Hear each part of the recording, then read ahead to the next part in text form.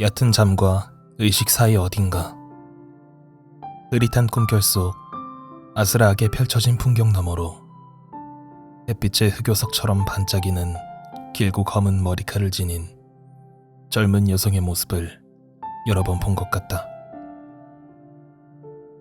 꿈속에서 그녀 옆에 선 내 모습은 무척이나 작다. 그녀는 나를 가슴에 꼭 끌어안고 노래를 부르며 부드러운 아몬드 모양의 눈으로 내 얼굴을 사랑스럽게 바라본다. 늘 같은 모습이다. 그녀가 누구인지, 왜 나의 의식을 통해 간간히 모습을 드러내는지 알 길은 없다. 그녀가 진짜인지도 모르겠다. 하지만 실제 존재하는 것처럼 느껴지기도 한다. 더불어 내 안의 무언가가 그녀를 갈망하고 있다. 그녀가 누구든 그녀는 나를 사랑한다. 아니면 나를 사랑했거나, 그리고 나 역시 그녀를 사랑한다. 이제부터 나올 이야기는 내가 그녀를 찾아가는 여정에 관한 이야기다. 어떻게 그녀를 찾았으며 그 여정을 통해 어떻게 사랑을 알게 되었는지에 대한 1장 12월 7일 수요일 시카고. USA 투데이 기자가 던킨 도너츠 안으로 들어왔다. 정신없어 보이는 모습이 시카고 시내에서 늘상 마주치는 여느 사람들과 같다. 홍보 담당자는 2시 인터뷰 장소로 밀레니엄 파크 근처 도넛 가게를 골랐다. 기자는 약속 시간에 무려 10분이나 늦었다. 기자는 가게 안을 빙 둘러보다가 나를 발견하고는 젠걸음으로 옮겼다. 처처씨, 늦어서 죄송해요. 기자가 헉헉거리며 우리 사이에 놓인 빈 의자에 가방을 뚝 던지듯 내려놓고는 목과 턱을 감쌌던 울스카프를 끌렀다. 두 뺨과 코가 추위로 빨개져 있었다. 진작 포기하고 대중교통을 이용할 걸 그랬지 뭐예요. 시카고 시내에 주차하기란 시카고에서 정직한 정치인 찾기만큼이나 극한 도전이거든요. 괜찮아요. 기자를 올려다봤다. 줄 잡아 22~23살, 많아봤자 25살 정도 될까. 기자들이 매년 어려지는 것 같다. 아니면 내가 나이가 들어가는 중이거나. 기자가 겨울 외투를 벗는 동안 커피를 한 모금 들이켰다. 밖이 엄청 추워요. 왜 사람들이 시카고를 바람의 도시라고 부르는지 알 것 같네요. 그 별칭은 날씨와는 아무런 관련이 없습니다. 선지의 뉴욕시 편집자가 시카고 사람들은 허풍이 심하다고 해서 그렇게 불렀던 거예요. 그건 몰랐네요. 커피 한잔 하겠어요? 아니요, 괜찮아요. 이미 작가님 시간을 충분히 빼앗았는걸요. 언론 인터뷰를 500여 차례 거듭하면서 나름대로 기자 다루는 법을 터득했다. 기자들과 인터뷰를 할 때는 길 잃은 개한테 다가갈 때처럼 신중해야 한다. 안전한 상대인 경우도 있지만 자신을 지키려면 자칫 물릴 수도 있다는 사실을 항상 염두에 두어야 한다. 그들에게 비공개라는 말은 반드시 녹음기에 배터리가 있는지 확인해보세요. 이게 당신이 찾아다니는 허접한 가십거리가 될 수도 있으니까요.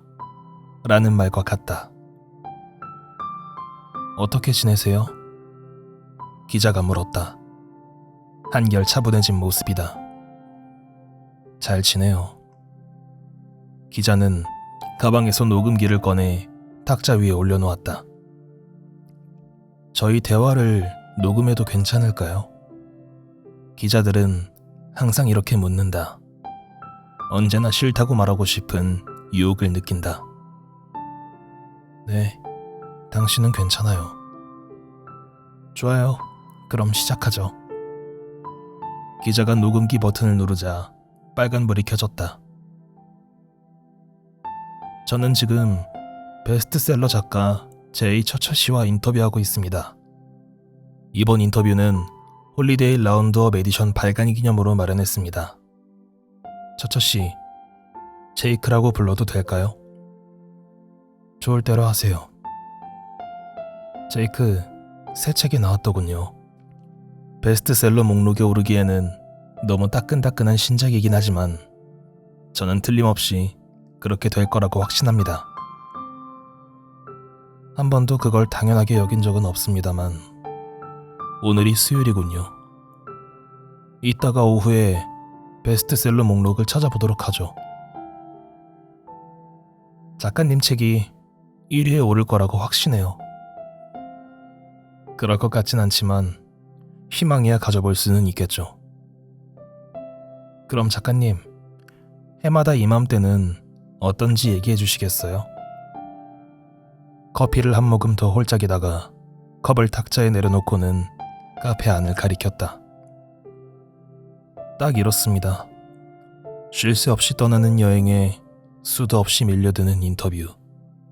엄청나게 마셔야 되는 커피와 책 몇 권의 서명하기. 참, 어제 책 사인회를 열었죠. 장소가 네이퍼빌. 아, 맞아요. 거긴 어땠어요? 무사히 잘 끝났습니다. 독자들이 얼마나 왔나요? 500에서 600명. 그냥 평범한 수준이었죠. 지금까지 몇 군데 도시를 다니신 건가요? 한 12곳 정도?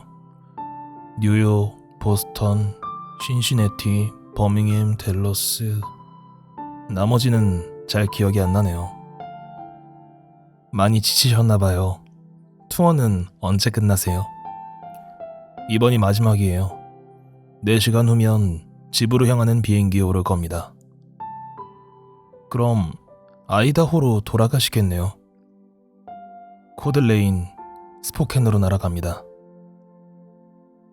마치 그 도시가 누구나 다 아는 뉴욕 한복판이라도 되는 듯 내가 말했다. 거기가 연말 휴가를 보내는 곳이로군요. 처처 씨는 크리스마스에 집에서 뭘 하고 지내시나요?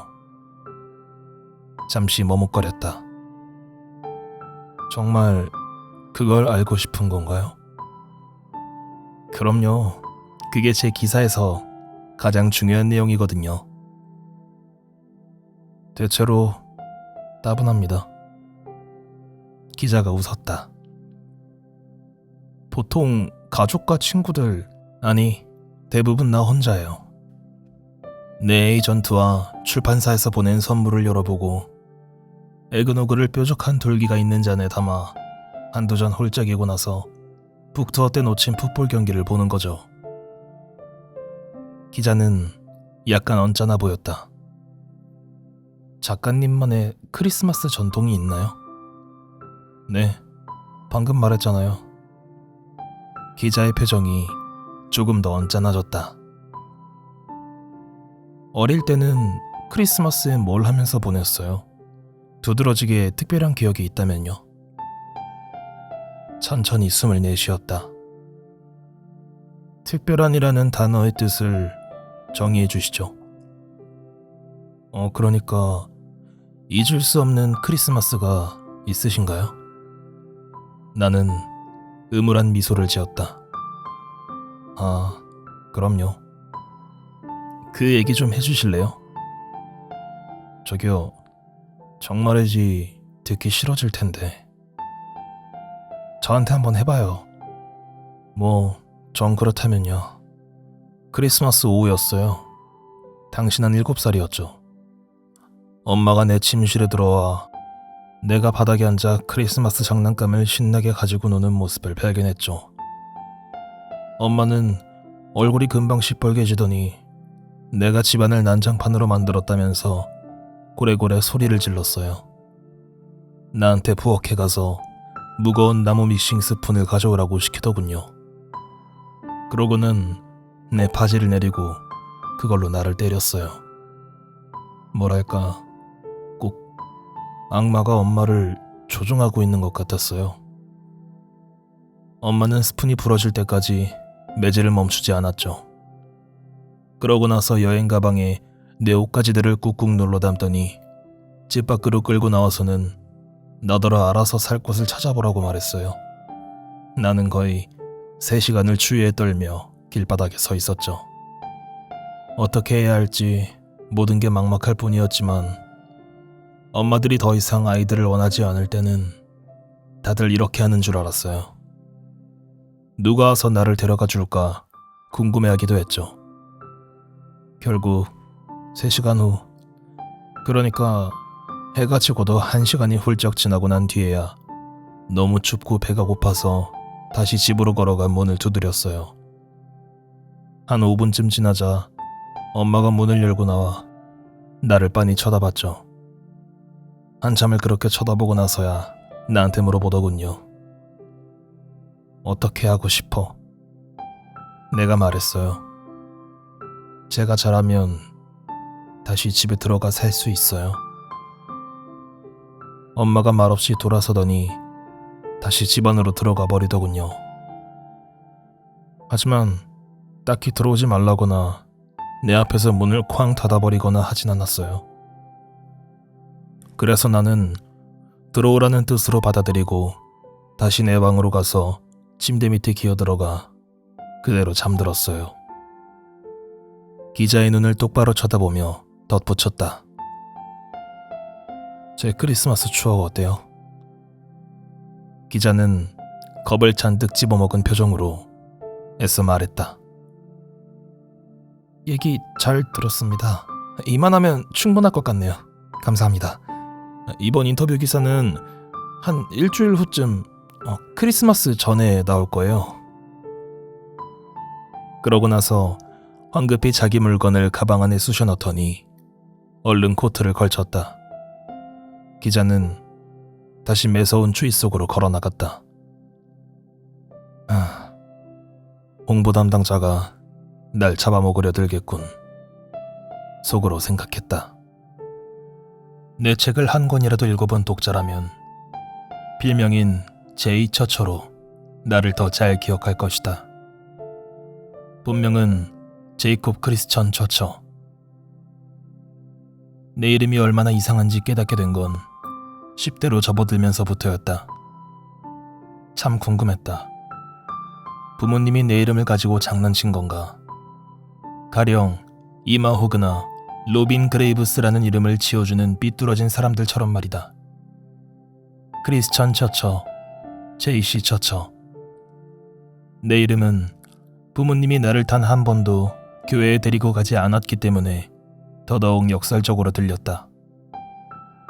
간혹 로맨스 소설 작가라면 사랑꾼일 거라고 생각하는 사람들이 있는데 미안하지만 당신이 틀렸다. 적어도 내 경우에는 아니다.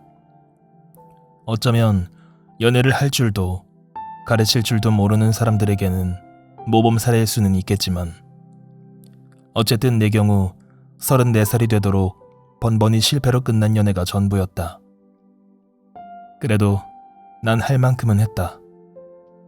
계속 똑같은 행동을 반복하면서 다른 결과를 기대하면 바보라는 말이 있는데 아마도 딱 날 두고 한 얘기 같다. 하지만 사실은 그보다 더 복잡한 것 같기도 하다. 이따금 나는 내 안에 뭔가가 로맨스에 어깃장을 놓는다는 느낌이 들기도 한다. 아니면 어디선가 들었던 노래 가사처럼 항상 잘못된 장소에서 사랑을 찾고 있거나 작가 생활을 막 시작했을 무렵 한 중견 작가가 연륜에서 우러난 현명한 조언을 한 적이 있었다. 독자와는 절대 사귀지 말 것. 나는 이 말을 깡그리 무시한 채 책 사인회에 온 여성들을 만났고 껌의 단맛만 쏙 빨아먹듯 딱 즐길 수 있을 때까지만 관계를 지속했다. 문제는 내 책을 읽은 여성들이 내가 만들어낸 허구의 완벽남들과 사랑에 빠진다는 것이다. 실제로 그런 남자를 찾지 못하면 가끔 나를 그런 완벽남 자리에 등극시킨다.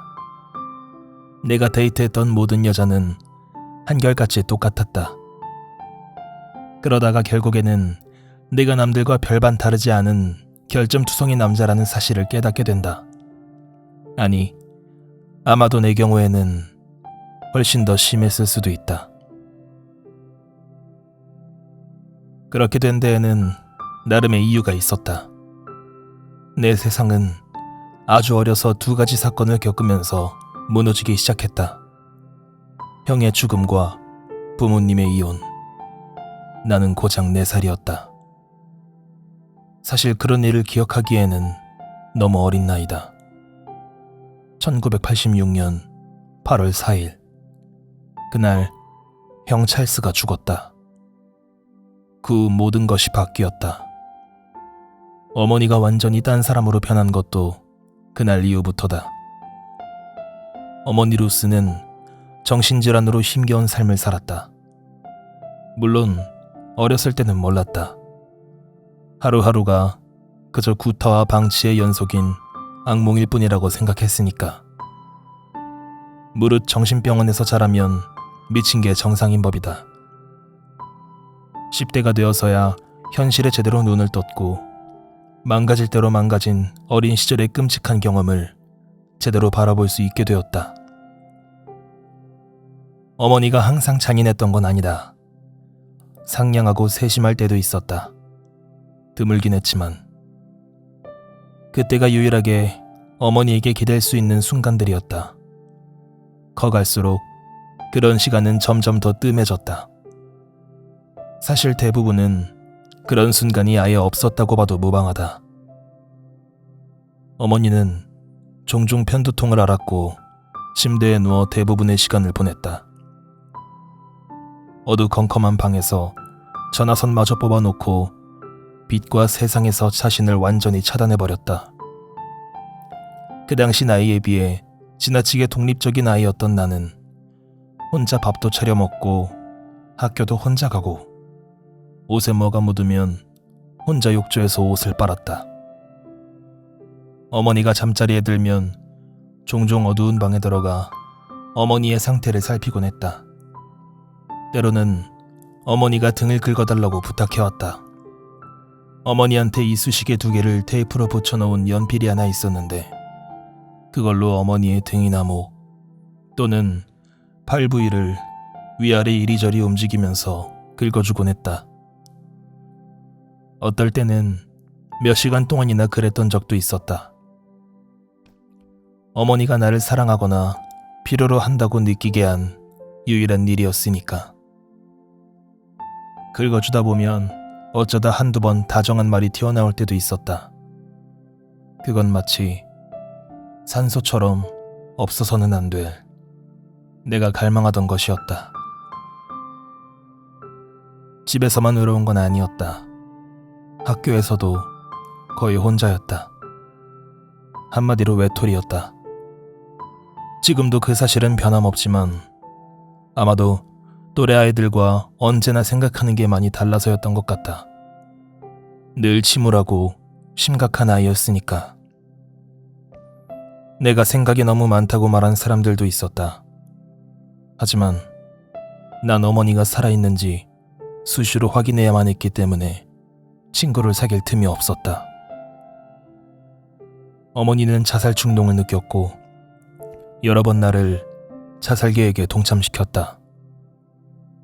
한 번은 조각 칼과 전기 칼갈이를 건네주면서 자신의 손목을 그을 수 있게 나를 갈아달라고 부탁한 적도 있었다. 또 한 번은 조금 더 자라 학교에서 집으로 돌아왔을 때였다. 자동차 배기관에서 정원용 호스가 차 뒷유리에 젬새로 고정된 채 나머지 창문이 전부 다 열려있는 게 보였다. 어머니는 의식이 없었다. 차에서 내리자마자 간신히 어머니를 끌어내 차고 콘크리트 바닥에 눕혔다. 어머니는 끔찍한 두통을 앓았지만 그것 말고는 아픈 데가 없었다. 나는 수년간 고통받았다. 13살 무렵 내 키는 이미 어머니를 훌쩍 넘어섰고 어머니는 어느 순간 나를 때리는 걸 멈췄다. 때려봐야 내가 더는 울지 않아서였거나 도리어 나한테 두들겨 맞을 수도 있겠다는 생각이 들어서였을지도 모르겠다. 내가 진짜 때렸다는 건 아니다. 내가 겪은 그 모든 폭력에도 불구하고 나는 절대로 폭력적인 사람은 아니었다. 오히려 폭력을 혐오했다. 그리고 그건 지금도 변함이 없다. 아버지에 대한 기억은 아무리 쥐어짜봐야 흐릿하다.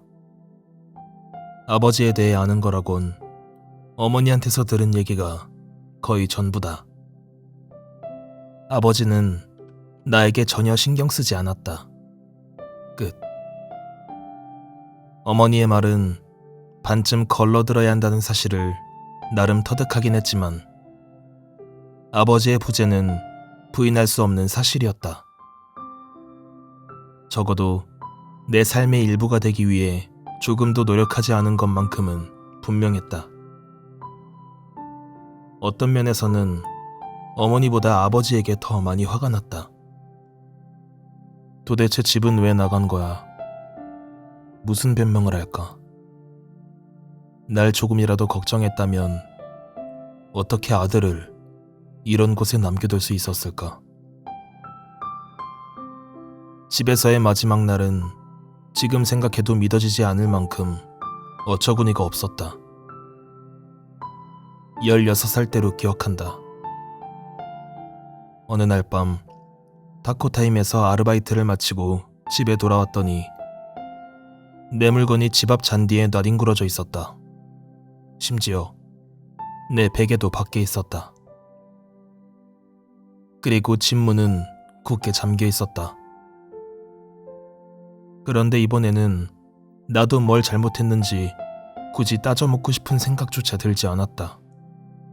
그냥 아무래도 상관없었다. 내 안에서 무언가 강렬하게 요동치는 소리가 들렸고 그 순간 떠나야 할 때가 왔음을 직감했다. 잔디밭에서 내 물건 몇 개를 집어들고 곧장 타코타임으로 돌아갔다. 함께 일하던 칼리라는 이름의 여자가 그곳에 있었다. 그녀는 언제나 내게 친절했다. 나보다 나이는 조금 더 많았고 검은색과 황갈색의 쉐보레 시테이션을 몰았다. 집에서 쫓겨났다고 말하자 살 곳을 찾을 때까지 자기 집에서 함께 지내도 좋다고 말했다. 종교적으로 엄격한 집안에서 자란 칼리 역시 몰래 술을 마시다가 부모님한테 들켜 집에서 쫓겨나는 바람에 언니 캔디스와 형부 타이슨 부부와 함께 지내고 있던 터였다. 칼리를 도와 타코타임에서 청소를 마치고 그녀의 집에 함께 갔다. 칼리의 형부는 몸에 거대한 문신을 한 사모아 사람이었다. 처음 타이슨을 봤을 때는 몸이 쭈뼛했다. 살면서 그렇게 덩치 큰 사람은 처음이었다. 알고 보니 두려워할 이유가 전혀 없었다. 타이슨은 위협적인 겉모습과는 달리 굉장히 친절한 남자였다. 얼굴에는 전염성 강한 미소가 가득했고 특히 기분이 좋을 때면 천둥치듯 호탕하게 웃어젖히곤 했다. 또 하나, 타이슨은 아내와 함께 초종파적인 교회에 다니던 독실한 기독교인이었다. 타이슨은 한 무리의 남자들과 매주 새벽 성경 공부를 하러 다녔다. 타이슨은 엄마가 나를 내쫓은 사실을 전해 듣고는 자기 일처럼 분개했다. 그러면서 내가 다시 일어설 수 있을 때까지 함께 지내도 좋다고 말했다. 당시 내 나이와 상황을 고려하면 대단히 관대한 제안이었다. 그들의 집은 메인층이 20평도 채 안 되게 작았다. 거기에 짓담한 지하실과 오래된 펩토비스몰 알약 같은 분홍색 벽으로 둘러싸인 욕실이 있었다. 다른 침대는 없었지만 다행히 지하실 바닥에 여분의 퀸 사이즈 매트리스가 있었다. 딱 나에게 새 집이 생긴 것만 같았다. 캔디스는 낮에 법률 비서로 일했다. 타이스는 국제전화 장비 회사의 영업부서에서 근무한 덕에 5시 30분이면 집에 돌아와 쉴 수 있는 호사를 누렸다. 거의 매일 함께 앉아 저녁을 먹으면서 타이스는 내 안부를 묻곤 했다. 대화를 나눌 남자가 있어서 좋았다. 익숙하진 않았지만 즐거웠다. 내 생각이지만 타이슨도 무척 즐거워하는 것 같았다. 아내인 캔디스는 럭비, 맵고 뜨거운 닭날개, 할리 데이비슨 오토바이 같은 그의 관심사에 별다른 흥미가 없었기 때문이다. 비록 집은 떠났어도 학교를 게을리하지는 않았다. 타이슨과 캔디스가 학교를 계속 다녀야 한다고 완강하게 주장하기도 했지만 어쨌든 두 사람이 아니었어도 학교를 그만둘 생각은 없었다. 새로운 학교는 예전 학교와는 여러모로 달랐다. 학군도 완전히 다른 곳이었다. 새 학교에서 특히 영어와 창의적 글쓰기 수업에 빠져들었다. 사실 제닌 다이아몬드라는 대학을 갓 졸업한 예쁜 선생님 때문이었다. 선생님에게 첫눈에 반한 학생 이야기는 흔하다. 그게 바로 나다. 다이아몬드 선생님이 내 가정사를 속속들이 알고 있는 건 아니었다. 하지만 어느 정도는 내 사정을 짐작했으리라 생각한다.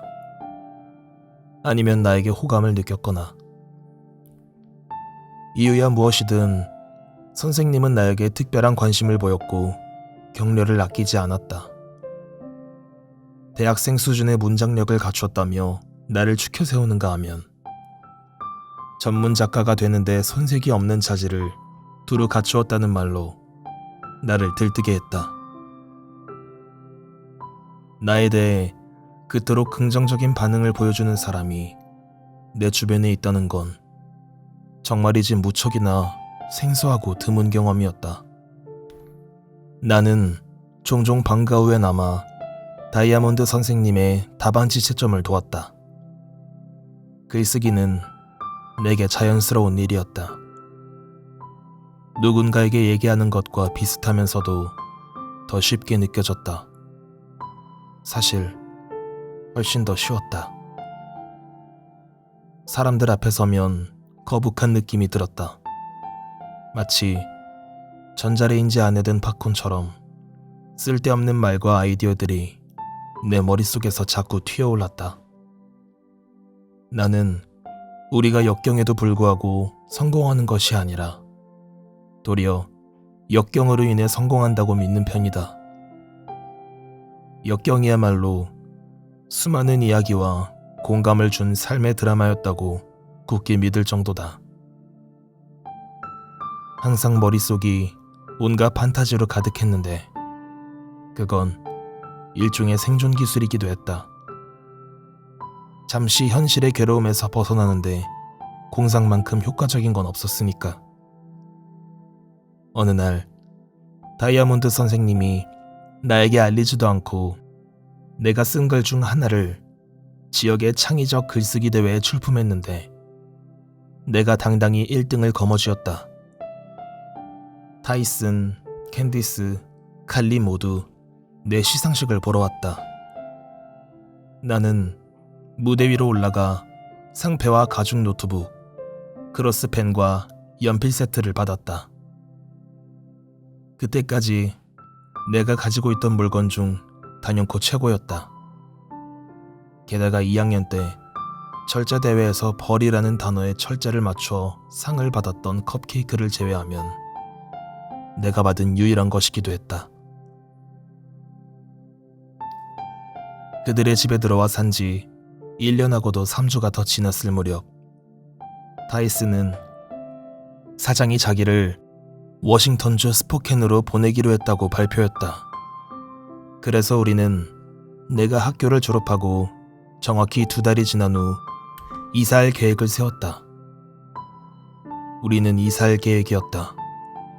그들의 예상대로 내가 그들과 함께 간다는 데에는 의문의 여지가 없었다.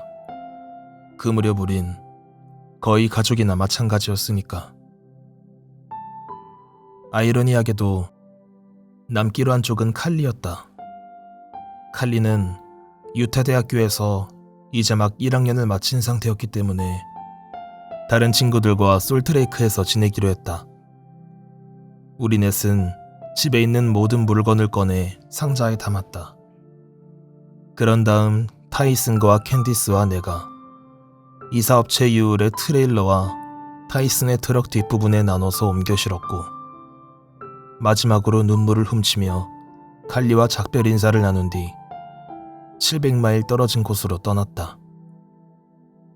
솔트레이크에서 스포켄까지 타이슨과 캔디스는 트럭을 탔고, 나는 6개월 전에 구매한 중고 도요타 코롤라를 몰았다. 유타주 밖으로 이사하면서 어머니에게 알리지 않은 게 좀 이상해 보일 수 있겠지만 딱히 어머니가 알고 싶어 할 것이라는 생각도 들지 않았다. 어머니는 나를 쫓아낸 이후 굳이 나를 찾으려고 애쓰지 않았다. 나 역시 어머니의 행동에 별다른 의미를 두지 않았다.